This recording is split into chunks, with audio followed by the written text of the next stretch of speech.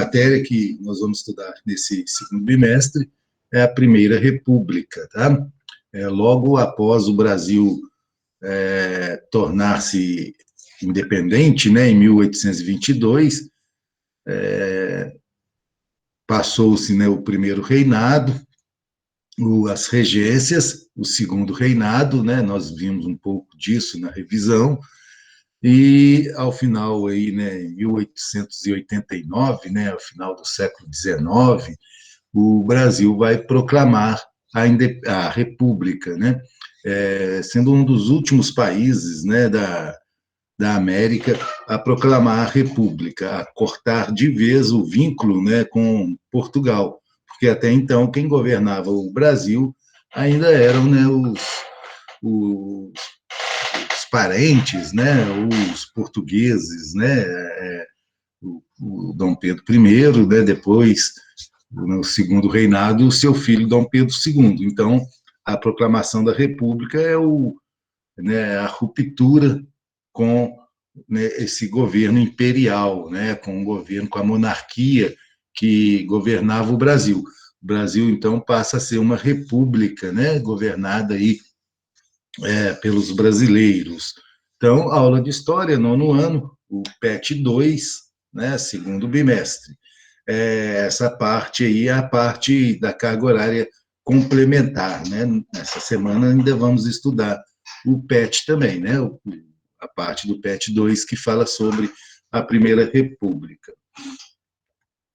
Para a gente poder entender bem, né, o que foi essa Primeira República e como que se proclamou a República no Brasil, a gente precisa entender um pouquinho o que estava acontecendo no país, né, no que antecede essa República, né, essa proclamação da República, que ocorreu no dia 15 de novembro de 1889. Então, os antecedentes. Um dos primeiros antecedentes, uma das primeiras questões, né, o fato que ocorreu, né, que antecedeu a Primeira República, foi o Manifesto Republicano. Tá? Esse Manifesto Republicano, escrito e assinado, né, por várias pessoas, né, por membros do Exército, né, por membros da elite da sociedade brasileira, dos cafeicultores, né,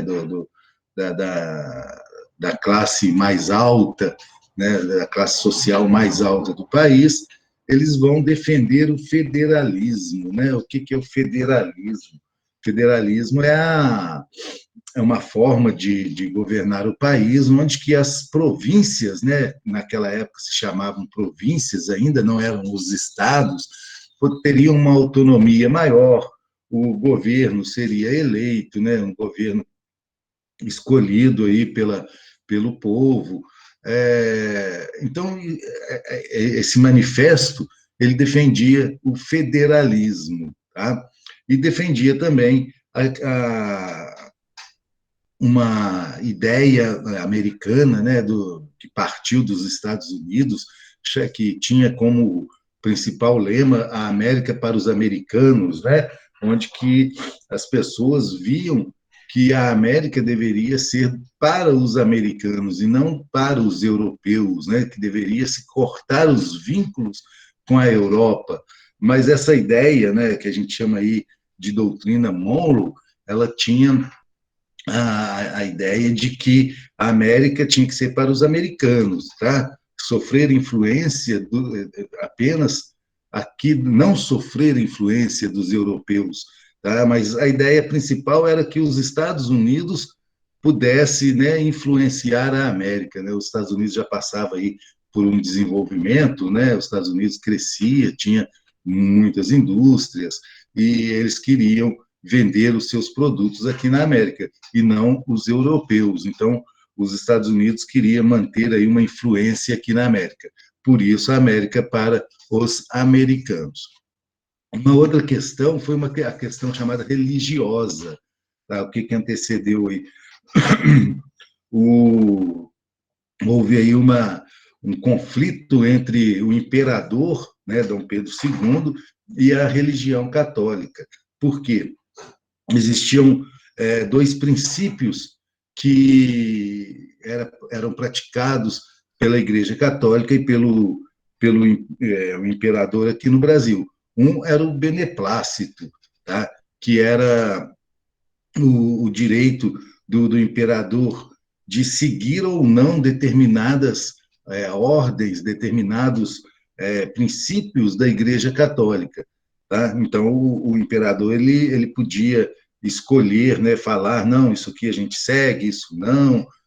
Porém, a Igreja Católica, né, o Papa, vai criar uma bula, né? Bula são leis, né, entre aspas, aí, que os católicos deveriam seguir, e não aceitava mais a interferência do imperador aqui no Brasil.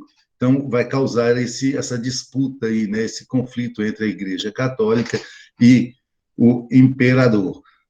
E o padroado, né? O padroado era o direito do imperador escolher qual bispo deveria ser de qual diocese, né? E isso a Igreja Católica também vai cortar esse direito do imperador de escolha, né, dos bispos para dirigir as dioceses, né, para dirigir a igreja, os caminhos da Igreja Católica aqui no Brasil.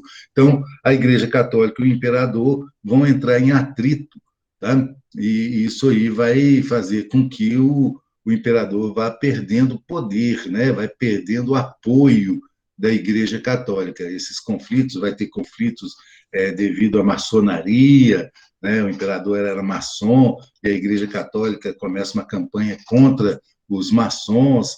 Então, a Igreja Católica tira o apoio do imperador.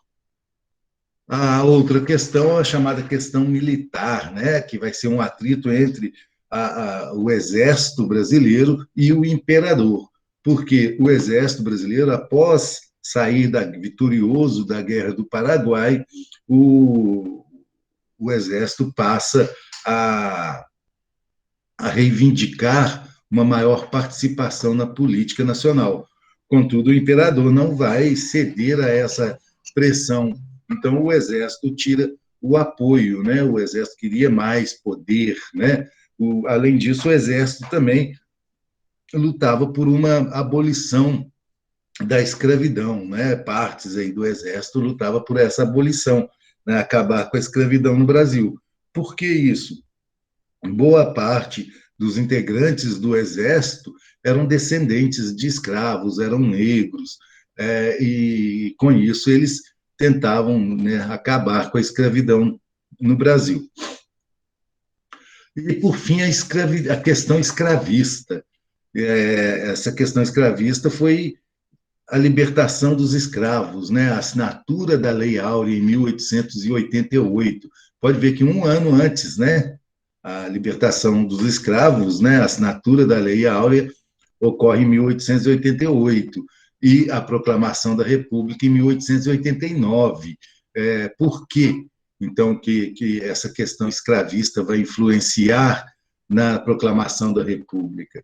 A elite escravocrata mantinha um apoio ao imperador, porque o imperador mantinha, né, conservava de forma normal a escravidão no Brasil, e isso era de interesse dessa elite escravocrata.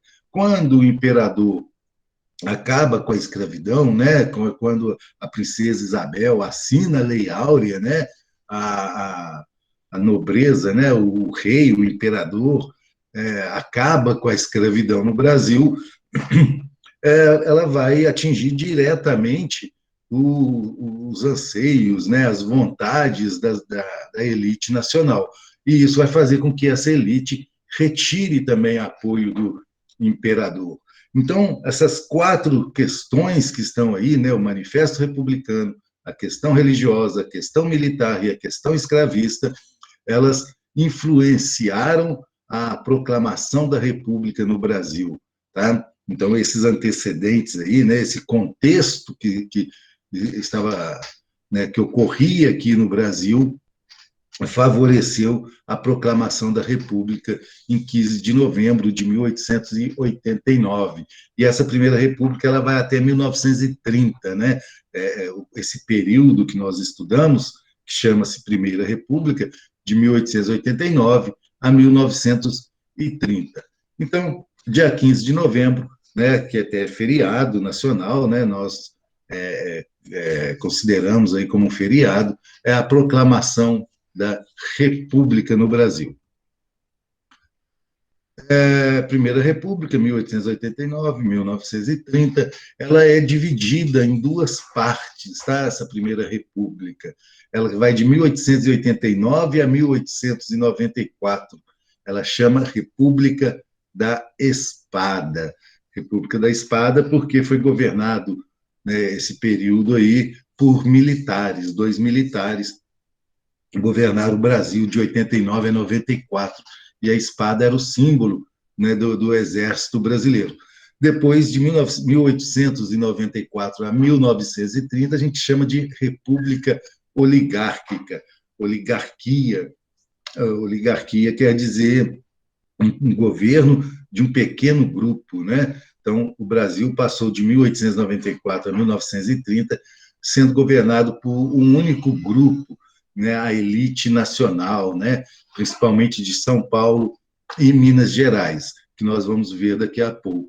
Então, prestem atenção, periodização da Primeira República, né? República da Espada, 1889 a 1894, República Oligárquica, 1894 a 1930. Quais que eram as práticas políticas que existiam aí durante esse período da Primeira República? Existia aí três práticas que que vocês vão ver sempre, né? Vocês estudando aí no 9º ano, vocês depois lá no 3º ano, quando forem fazer alguma prova externa ou lá na frente fazer um vestibular, um Enem, vocês podem ter certeza que alguma coisa a respeito aí da Primeira República sempre vai cair aí nessas provas. Essas práticas políticas, né, né, uma delas chamada de política dos governadores, era uma troca de favores entre governadores, entre presidente, entre o coronel, né, nós vamos entender daqui a pouco aí quem que é esse coronel, o clientelismo, que é a doação, né, o eleitor ficar cliente aí do coronel, e a política do café com leite, né, que é o revezamento entre Minas Gerais e São Paulo no governo brasileiro. Em 1891, né, o Brasil possuía aí uma Constituição imperial, né, uma Constituição que vinha lá do período monárquico. Então, exigia-se uma nova Constituição, né, novas leis que pudessem reger o país durante a República, né? Então, precisava criar novas leis no Brasil. Então, em 1891, vai ser colocada em prática aí uma nova Constituição para o Brasil, tá? Houve algumas revoltas, né, durante esse período aí da Primeira República, tá? Revolta da Armada, revolta federalista, Guerra de Canudos, Guerra do Contestado, revolta da vacina, né? Hoje em dia está muito em moda, né, falar de vacina, né, devido ao período pandêmico aí. Então, aqui no Brasil já ocorreu uma revolta, né, por causa de vacinação. E o que a gente chama aí de movimento operário. Então, essas aí foram as principais revoltas que ocorreram no país. Nós vamos depois falar um pouquinho aí de cada uma aí. Modernização e urbanismo, a partir aí de 1915, 1920, o Brasil começa a se modernizar, principalmente porque a Europa, que era a principal fornecedora de produtos para o Brasil, estava passando por uma guerra, né, a Primeira Guerra Mundial. E, então, o Brasil via a necessidade de começar a produzir aqui, né, produzir internamente o que se importava da Europa. Então, vai haver uma modernização, uma industrialização, um surto industrial no Brasil, né? Vai haver o crescimento da industrialização no Brasil. E as pessoas, né, que antes moravam na zona rural vão começar a mudar para cidades, né? Vai haver um crescimento desordenado na cidade e que vai causar aí a favelização, né? Das grandes cidades no Brasil. A Semana de Arte Moderna, né, de 1922, a Semana de Arte Moderna foi um acontecimento onde que os artistas brasileiros vão começar a questionar essa influência externa, né, a influência europeia nas artes nacionais. Esse questionamento, né, para que houvesse aí nessas manifestações, para que houvesse uma maior divulgação, uma maior credibilidade aos artistas nacionais, né? Então, essa Semana de Arte Moderna, ela vai questionar vários aspectos políticos que ocorriam aí na Primeira República do Brasil. A República da Espada, né? Que é aquele primeiro períodozinho lá, onde foi governado por dois militares, né? O primeiro militar a governar o Brasil foi Deodoro da Fonseca, tá? Então, o primeiro presidente republicano do Brasil é Deodoro da Fonseca. Ele vai fazer várias reformas, né? O Brasil necessitava de reformas para que se pudesse implantar a República, porém, o Brasil passava por uma crise financeira muito grave, preços de alimento, aluguéis, desemprego. Então, ele sofre, durante esse período em que ele governa, essas reformas, né? Ele tem que fazer essas reformas e sofre com uma crise financeira. Deodoro da Fonseca, que vai criar a primeira Constituição brasileira. Na primeira Constituição brasileira, os principais aspectos aí, né, os principais pontos da primeira Constituição brasileira é o federalismo, né, que nós já explicamos, é uma maior autonomia para as províncias, né, que hoje em dia nós chamamos de estados, né, eles passam a ser chamados aí de estados. É a criação de três poderes, né? Lembram que lá durante o governo imperial, né, na Constituição de 1824, criou-se quatro poderes, né? Executivo, legislativo, judiciário e o poder moderador. Então, esse poder moderador vai ser extinto, né? O Brasil vai passar a ter três poderes, conforme lá na Revolução Francesa, né, no Iluminismo, que nós já estudamos, o poder judiciário, o poder executivo e o poder legislativo. Então, na primeira Constituição brasileira, né, esses três poderes foram criados. O Estado brasileiro passa a ser laico. O que é um Estado laico? É um Estado onde não existe uma religião oficial. Durante o governo imperial, o governo monárquico brasileiro, a Igreja Católica era a igreja oficial do Estado. Então, na Constituição, né, na primeira Constituição, 1891, o Brasil passa a ser um Estado laico, né, a ser um Estado em que não tem uma religião oficial. As pessoas podem seguir as religiões que elas quiserem, mas o Estado não pode ter, né? O governo não pode falar assim, essa religião, vocês devem seguir essa religião ou a outra religião. Isso aí é livre arbítrio, né? Livre escolha das pessoas. O voto passou a ser universal, masculino, né? Todas as pessoas, todos os homens podiam votar acima de uma determinada idade. Claro que nessa época ainda era proibido o voto feminino, e o voto de analfabetos, e alguns outros segmentos. Porém, ele já era universal, né? Todos os homens, universal entre aspas, né? Porque era só o masculino, né? Só os homens poderiam votar. A primeira eleição, ela seria uma eleição indireta, tá? O povo não votaria. Quem escolheria o presidente eram os próprios constituintes, né? Os próprios deputados que elegeriam um presidente para o Brasil. O Deodoro da Fonseca vai sofrer aí uma grande oposição, principalmente da elite nacional.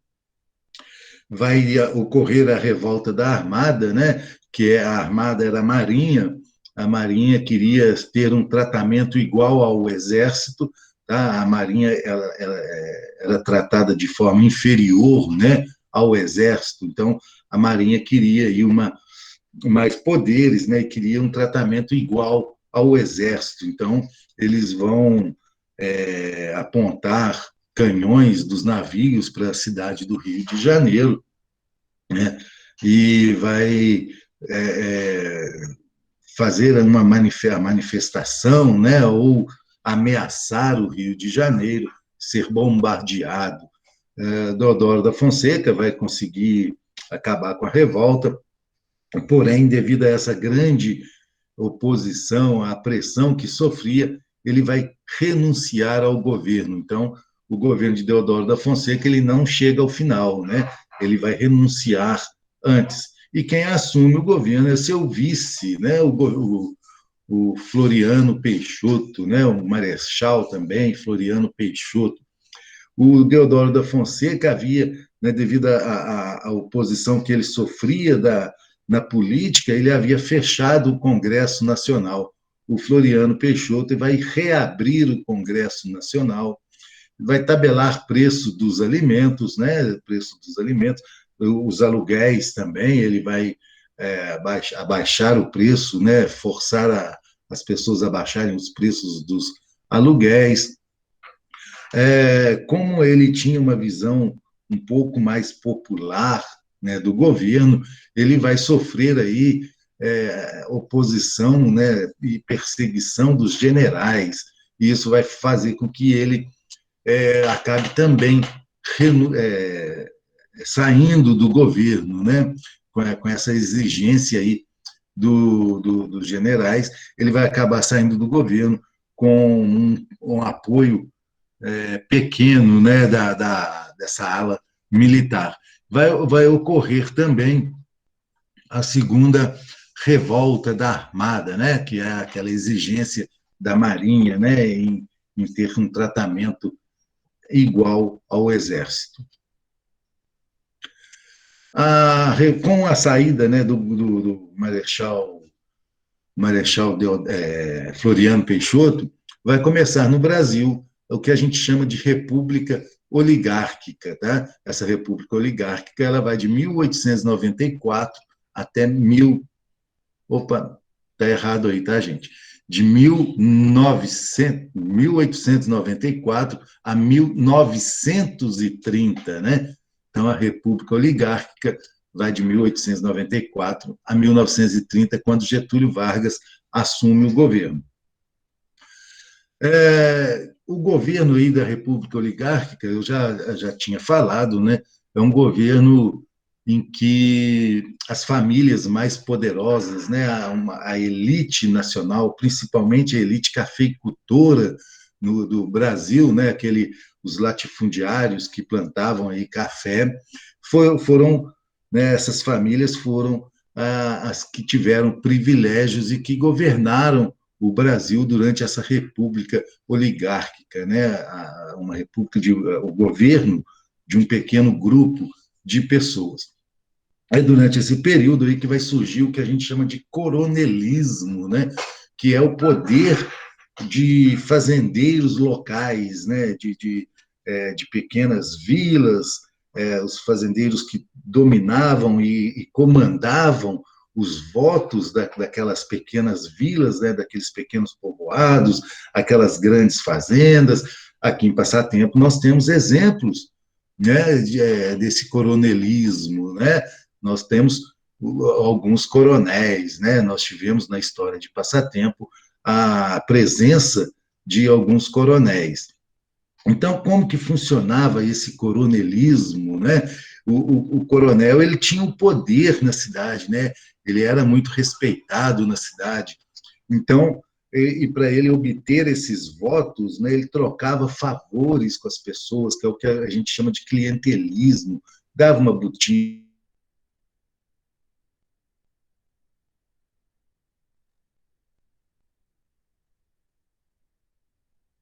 pessoas que acompanhava o que ele mandava fazer.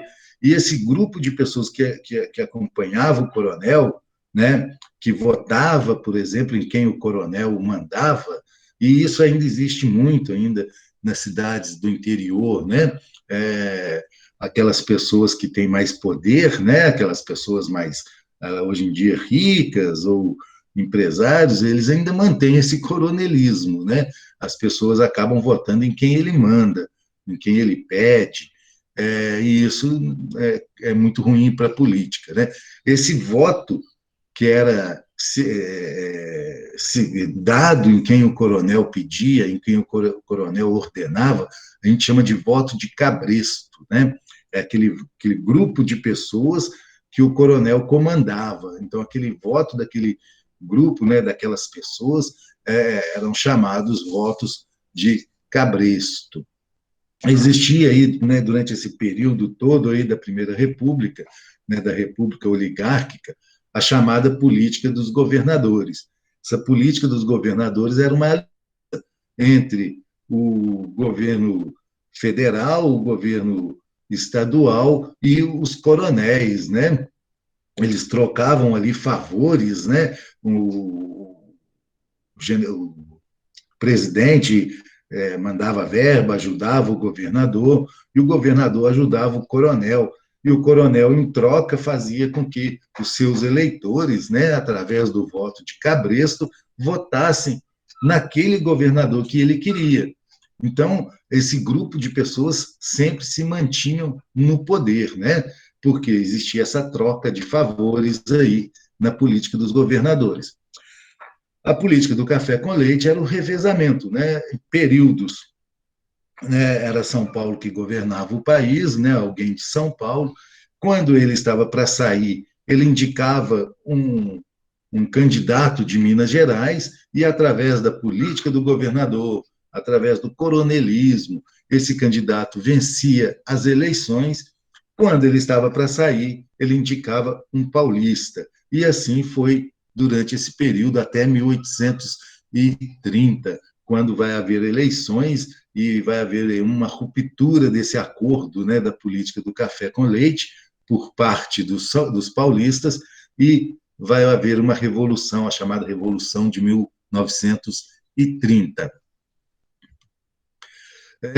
A industrialização, né, fatores que favoreceram a industrialização no Brasil: Primeira Guerra Mundial, capitais nacionais, né? O Brasil, principalmente os cafeicultores, eles tinham dinheiro, né? Capital, esse capital que nós estamos falando aí é dinheiro, né? Então, eles possuíam dinheiro para investir nas indústrias, né? Por isso, São Paulo é o estado mais industrializado do Brasil, porque a cafeicultura em São Paulo foi tratada de uma forma diferente da cafeicultura que ocorreu, por exemplo, no Rio de Janeiro.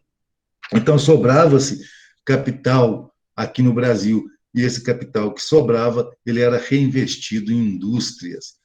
Disponibilidade de matéria-prima, o sistema de transportes, né, no Brasil, ele já era bem estruturado, né, já ligava aí a portos no litoral nacional, então facilitou aí, né, a industrialização. E a oferta de mão de obra, né? O Brasil tinha mão de obra, tinha a mão de obra escrava, né, que havia se libertado, que foi muito pouco utilizada, e também a mão de obra de imigrantes, né, pessoas que vinham de outros países morar aqui no Brasil. A modernização e urbanização, né? O Brasil, então, passa aí por uma modernização, a luz elétrica, trens, bondes, comércios, serviços, né? Prestação de serviço, advogado, médico, professores. Então, o Brasil aí vai se urbanizar, mas lembrem-se, né? Vai se urbanizar de forma desordenada, né? O Brasil vai crescer desordenadamente, as favelas, né? O que a gente chama de favelização. As pessoas vinham da zona rural para morar nas cidades, porém não tinha espaço suficiente, então vão surgir, começar a morar, né, nas margens da cidade, né? por isso que a gente fala de marginalidade, né? As pessoas passavam a morar, né, nos morros do Rio de Janeiro, e isso vai fazer com que comecem a surgir as favelas, né, as primeiras favelas no Brasil. Semana de Arte Moderna, nós já comentamos, né, foi o questionamento, né, da influência europeia na arte nacional, e o questionamento e isso vai junto aí ao questionamento político na Primeira República. A revolta, né, federalista, a Guerra de Canudos, nós vamos estudar elas mais separadinhas, tá? Guerra do Contestado, que vai ocorrer, a revolta da vacina e o movimento operário, que é aquele movimento de surgimento aí de sindicatos, né, de questionamentos a respeito da exploração da mão de obra operária no Brasil.